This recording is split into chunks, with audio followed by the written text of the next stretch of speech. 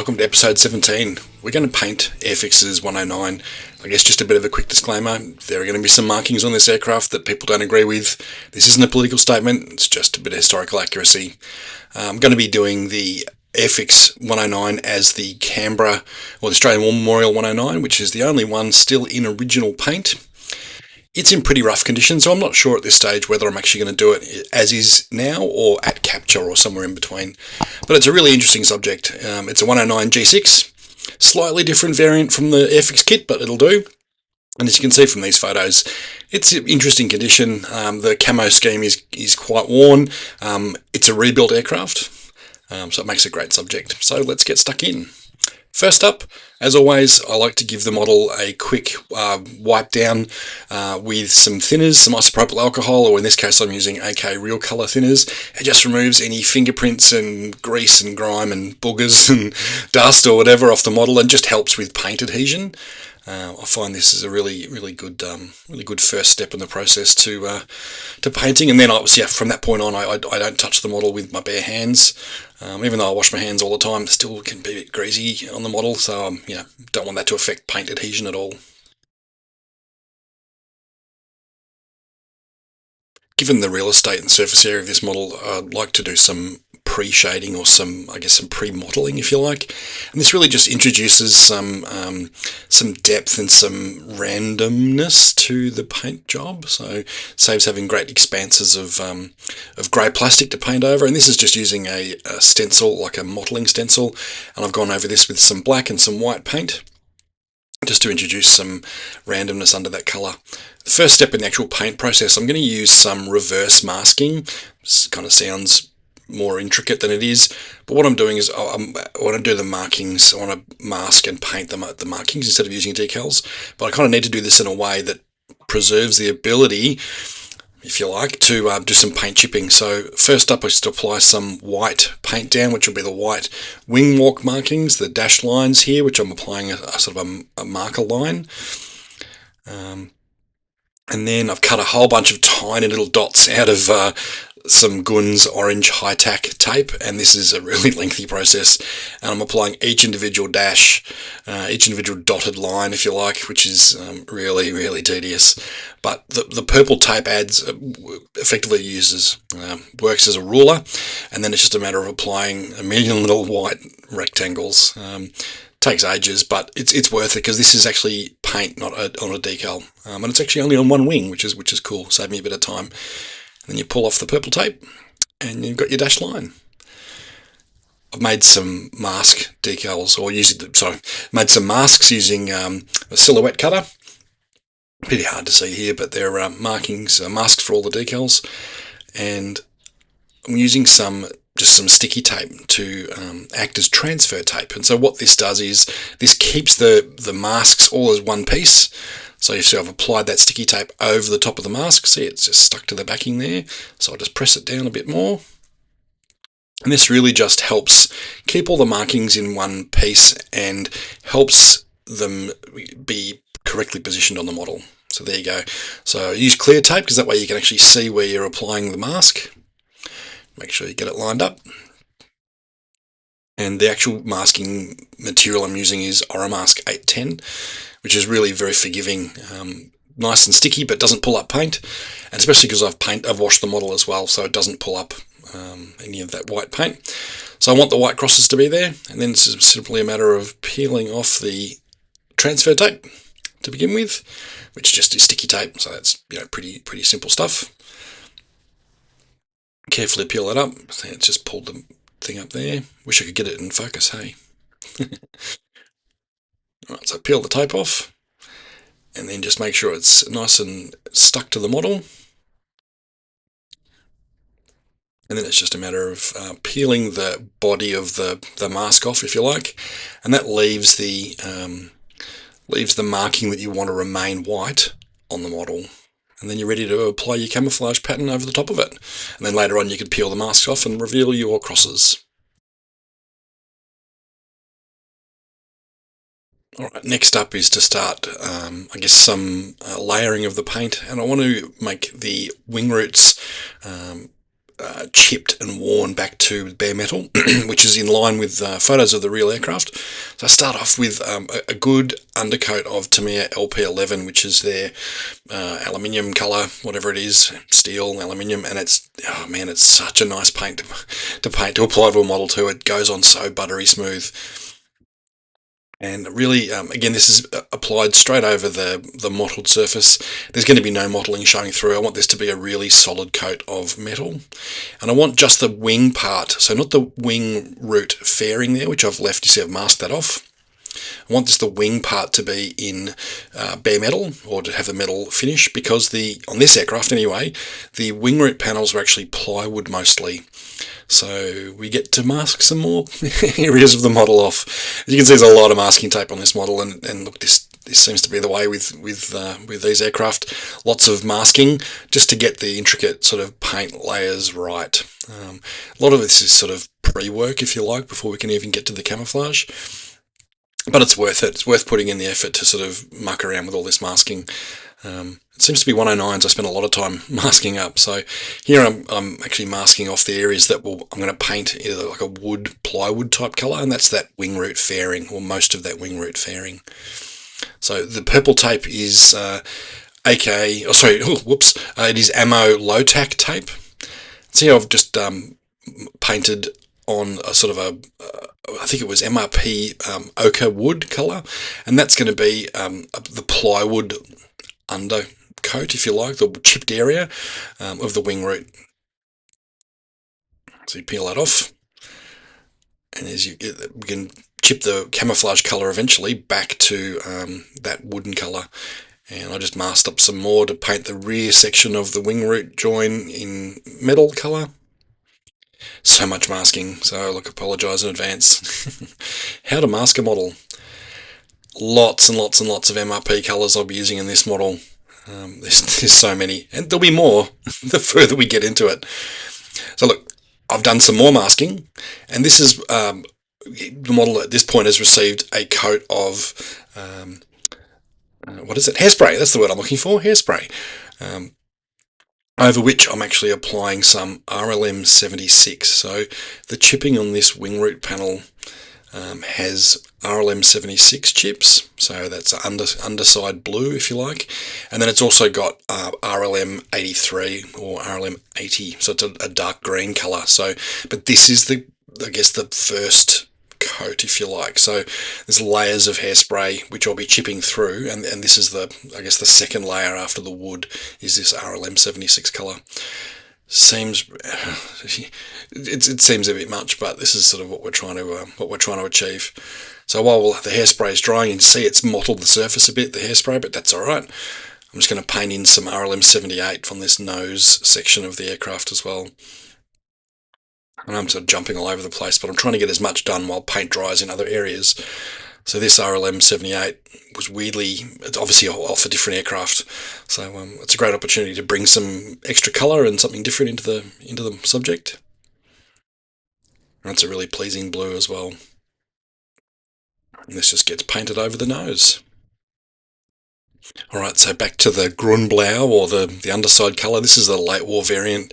It's quite a greeny RLM-76, which is a really pleasing colour as well. So it's out with this, and I know I'm jumping all over the place a little bit, but this is all about just getting those colours right and getting the layering right so that you can wear and chip the paint. So now going over the wing root sections with the dark green colour, or dark olive green colour. Again, because I'm going to be chipping this up, so I kind of need to jump around and get the demarcation right, get the masking right. So I'll apply that really pleasing dark green wing root colour. And that's on both sides. And I hope you like watching masking peel videos, because there's going to be plenty of it in this. Right, while I've got the green out, we can start applying some of the camouflage shapes to the wings. So this aircraft, as I mentioned earlier, was a Bitzer, a bit of a mongrel. So it was rebuilt in December 1944, and clearly it's been rebuilt from a number of different aircraft. The wings, the left and right, or port and starboard wing, are different camouflage colours and patterns entirely. So what makes this one such a unique subject. And I'm just applying the dark green colour, really just a matter of drawing the edges and then filling it in, just colouring in within the lines. So look, my airbrushing is pretty haphazard, but you know, it's effective. And the MRP paint is super thin, so it's really just a matter of building up layers of colour, and that's why that mottling is so important. It sort of does show through, despite what some naysayers on the internet say. It does show through your camo colours, and it is worth doing, I think. So, and at this stage, it's just a matter of getting the block shapes right. You can see they're pretty weird looking shapes. And on this wing, you can see where the dark green has been used to infill around the white cross there. You can just see the outline of the masks. So we're going to do the starboard wing now, which is RLM-75, but quite faded. So I've added a bit of white to it, again using MRP paint. It's just a matter of spraying over the top of the aluminium colour, the steel colour. This has also had a coat of hairspray because I do want to be chipping this back significantly. So, and then filling in the blank areas and refining the camouflage pattern. Luckily, I've got some fantastic photos of the aircraft, so I have visited a number of times over the years. So it's just a matter of trying to match the patterns as closely as possible. And I always like to make my camouflage painting look like it's been applied by a human. So I'm quite patchy with it, quite rough with it, but also trying to keep it as neat as possible as well. So you can see here that RLM-75 colour is really filled in the wing quite nicely. And I'll just refine the patterns and the shapes as I go. And the last camo colour to be applied is RLM-81, but I actually want to fade it out quite a bit, so I've added some yellow to it. And again, it's just a matter of continuing with the colours and colouring in with the lines, and just making sure I got good coverage. Now the fun bit can really begin, and that is hairspray chipping. So there's been layers of hairspray sprayed over the wing root joint, and I'm just using some scrubby old brushes and some plain old tap water, and we can start the chipping process. So here I'm being really dainty, and you don't need to be with MRP paint. You can actually hook right in. So this time I'm actually, in this vid, I'm using a cut-off brush, so it's just a normal round brush that I've cut down to about 3 or 4 millimeters long, and I'm really scrubbing into the paint. You can see the camouflage colours are slowly starting to be removed, revealing the plywood on the wing root, and then the aluminium or steel colour on the actual wing itself. So it's exactly the look I was going for. And just a bit of careful, not so careful, scrubbing, and the paint just comes off in really pleasing chips. And this is just using Tresemme hard hold hairspray that I bought from the supermarket, so nothing special. And there's my knuckles. Nothing special, but it really works very effectively. Probably not as effectively as I'd like. It's really hard to repeat hairspray chipping. I'm just not good enough at it at this stage. But that's starting to look really, really good. Again, got some great photos of how chipped and worn the wing root on this aircraft is. So I can lean right into it and really start hammering that paint. It's super fun. Just a matter of chipping away and wearing away at it. So, and then I use a wet bit of kitchen paper just to clear off any of the paint residue, the goo that you're removing. And you can do the other wing as well. Again, it's just a matter of just scrubbing away. The water's a bit dirty there. That's because that's sort of painty water, if you like. It's not staining the surface. And again, just a quick wipe with some kitchen paper that's been wet, or a clean brush, or however you want to do it, will catch that and clean the surface off really nicely. So I'm scratching left and right and being quite rough with it, because the photos I have show some really odd looking scratches and wear and stuff. So it's a good opportunity to introduce some of that look to the wing. And just go back over it again. Make sure it's all nice and clean. And that's exactly the look we were going for, was that worn wing and the wood look to the wing roots. So there we are. Paint chipping at this stage, all done. I'll be adding some more later on, but this is where we're at the moment. So I'm very happy with how that looks. Now that the upper side of the model is basically painted, camouflaged, can move to the underside, and this is where we break out the RLM-76. the model itself, or the real aircraft, has got parts and bits and pieces from lots of different aircraft. So one wing and the underside of the radiator there, or the oil cooler, is regular sort of blue shade, I guess, of RLM-76. So that was all painted in. You can see I've gone a bit harder over the panel lines and some of the rivets. You can see some of the darker lines, or more complete lines, if you like, of colour, and then just cloudy spray in between. RLM-76 comes from MRP in 3 really nice shades. I've gone for the more greener of the shades, which matches the real aircraft pretty closely, I think. So this is perceived to be the late war RLM-76 colour, so it's quite a green hue, which is pretty cool. So adds a lot of variation to the camouflage on the model too, which is kind of cool. And the cowling, upper cowling, has got mostly RLM-76 in this green shade. It's supposed to be RLM-76 and RLM-02 mixed together, but that would be quite a bit darker. But anyway, the rest of the aircraft underside of the aircraft can be painted in that shade as well. You can see I've masked off the rudder because it's in a regular shade of RLM-76. And masked off that starboard wing as well, just using some ammo low-tack purple tape, which is pretty sweet. So that nice demarcation line there. And then the rest of the camo can be filled in. Rest of the colour, I should say, can be filled in. Again, just concentrating on the panel lines, just with a little bit of a darker coverage, or more less opaque, or more opaque. Anyway, a more complete coverage, and then just cloud spraying over the rest of it. So you still get that nice mottle effect of that pre-shade. And I'm probably sick of the sound of airbrushing, or sick of the look of airbrushing, but there's a lot of airbrushing to do on this thing, a lot of real estate, but that's alright. So all the wings get painted underside, again concentrating on those panel lines, and here's where it really shows too on the fuselage side. So I've really concentrated paint over the panel lines and rivet lines and that sort of thing, and then just basically colouring between the lines, just to get a nice sort of patchy look to the camo, which is really what I'm trying to achieve with this. Bit of overspray on the wing root there, but I'll capture that later on. And just make sure there's lots of coverage of that RLM-76. As well as the wings being from different aircraft, it looks, based on photos of the real thing, that the ailerons on the wings were also from different aircraft. They had a quite different camouflage pattern and colour scheme to the rest of the wings, to both wings. So I used the opportunity to touch in some of that camouflage pattern. Interestingly, on the it's the starboard wing actually, there was some green camouflage on the underside, as well as a darker shade of RLM-76. So again, just breaking out the same colours from the top surface, just a bit of RLM-83 or 80, added in some of that green camo on top of the ailerons. It's a matter of now we've painted most of the camouflage pattern is just me chasing my tail and painting in some of the smaller detail. The underside of the wing and where the outer wingtip attaches to the wing itself looks to be touched up with some RLM-02, that sort of primer colour that the Germans use a lot. So again, break out the RLM-02 colour, just paint that in.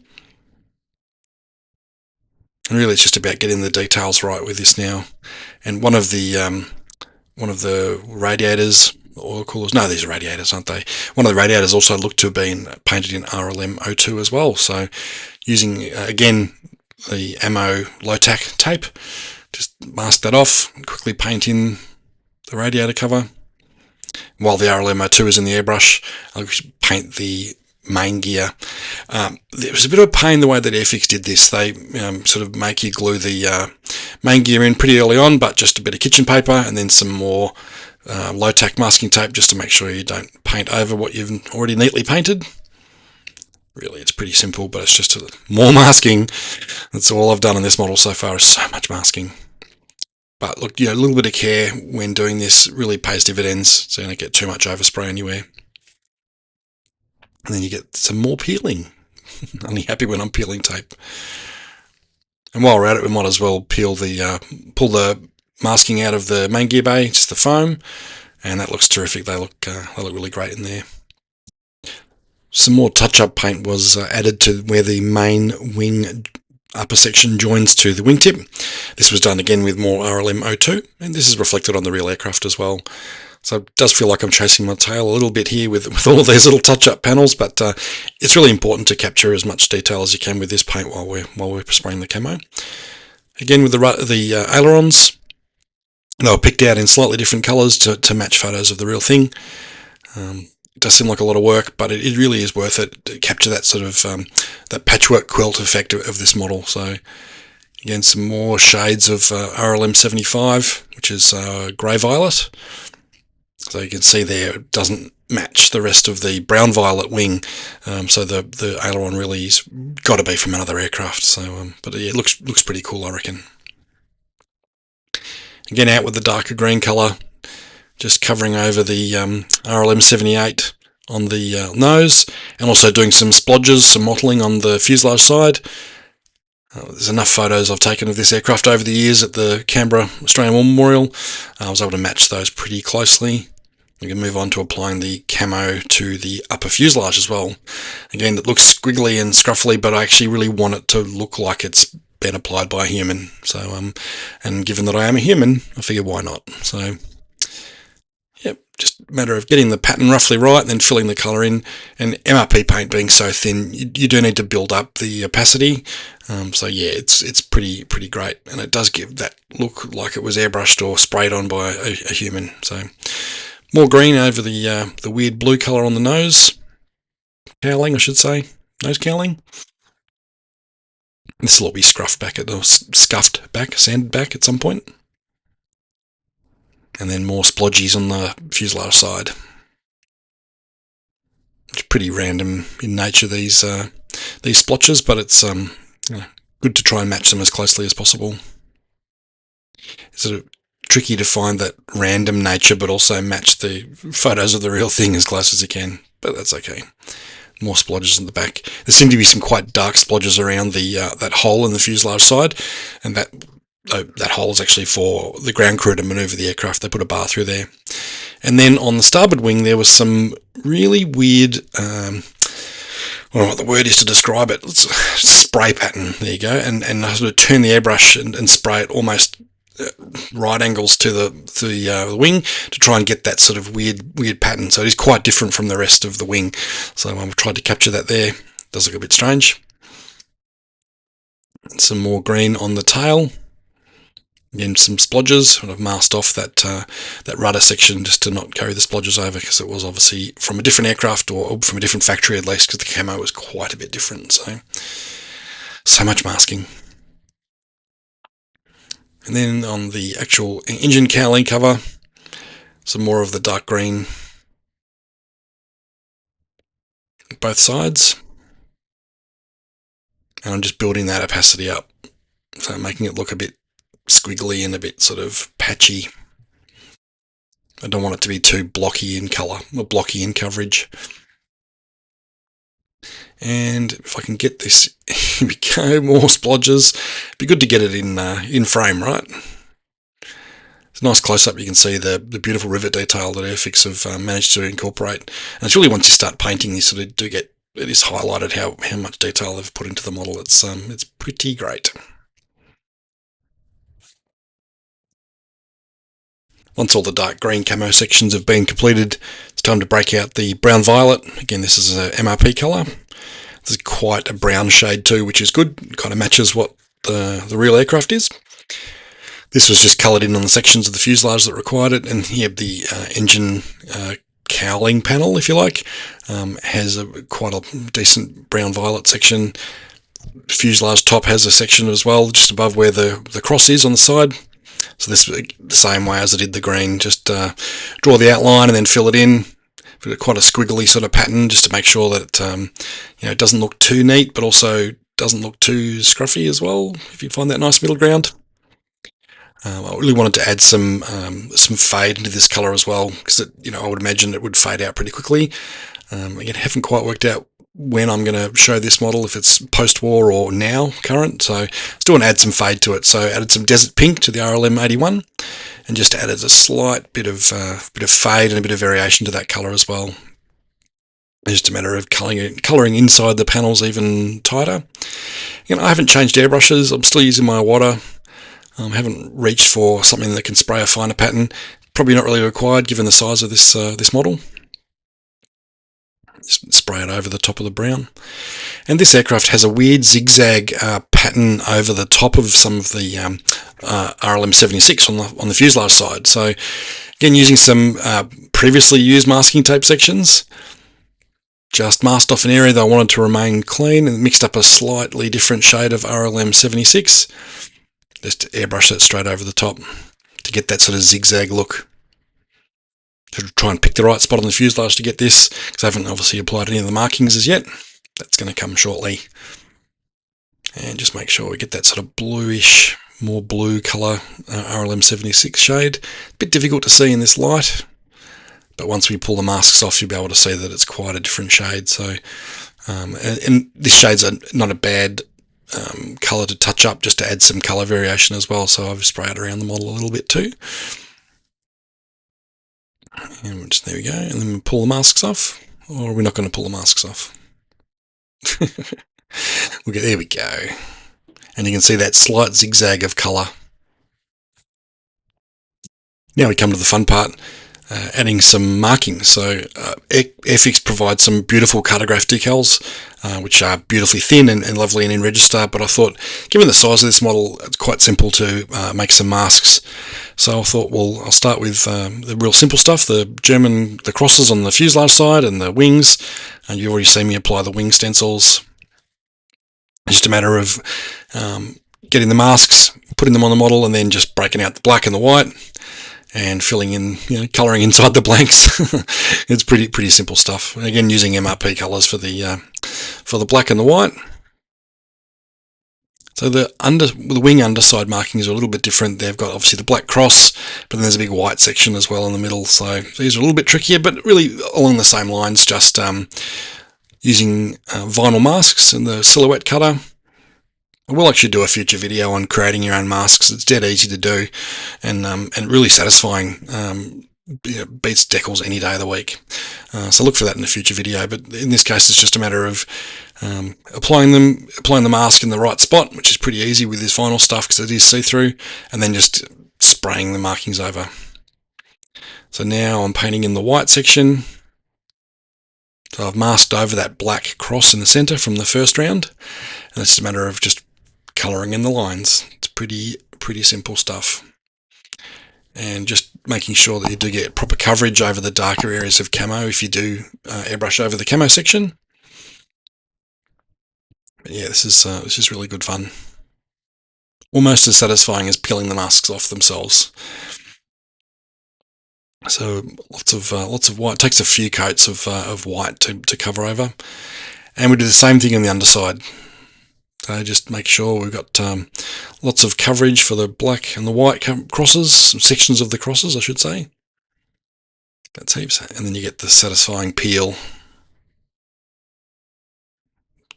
It's so much fun. I'm such a child. And you've got to be careful too that with your tweezers you don't chip the paint, which I don't think I do. Might be a little scratch there, but it's easy to touch up. So look at that. So that's better than any decal any day of the week. And so these are the wing crosses that I applied before we applied any camo. So that's spraying the white first and then doing the sort of reverse masking, if you like. And look at how effectively that's worked. They look fantastic. And that pattern of green paint, you can see what actually has happened in real life is they've painted that over the markings to cover in the center section of the markings to make it darker. And look, we're nearly at the end of this video. So the marking section I'll leave as the last part of this. We've heard me waffle on for nearly 30 minutes, but peeling the masks off at the end of this masking section is deeply satisfying. So, and no overlap, no respray required. This has actually worked brilliantly well, so I'm very happy with how they've turned out. Come on, there we go. And you can see all the different colours and spray touch-ups I've had to do, but that's in line with the real aircraft. So I'll leave you there. Thank you for sticking with me this far. Please comment below. Love to hear what you think of the model, what we've done so far. Please like and subscribe, and I will see you in the next video.